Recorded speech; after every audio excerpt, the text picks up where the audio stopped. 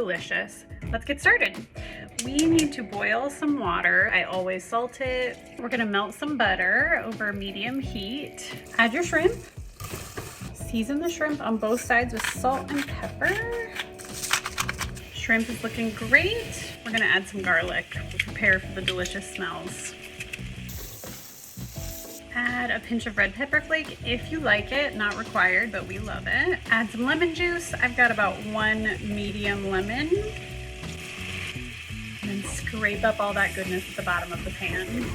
At this point, you want to add your pasta to the boiling water. Add your cream to the buttery shrimp mixture. We're gonna bring the cream to a simmer and then just let it keep on a low simmer for about 6 minutes while the pasta cooks. The sauce is looking nice and thick, but we're gonna taste it and see if it needs some salt and pepper. Yeah, a little salt and pepper would be good. I think so too. It smells so good.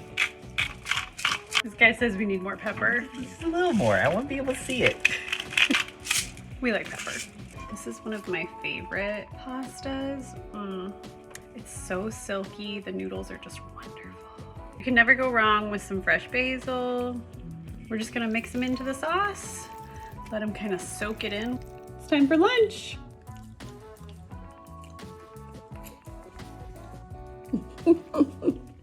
This is good pasta. I love pappardelle. You mean pappardelle? Pappardelle. It's like a mama used to make.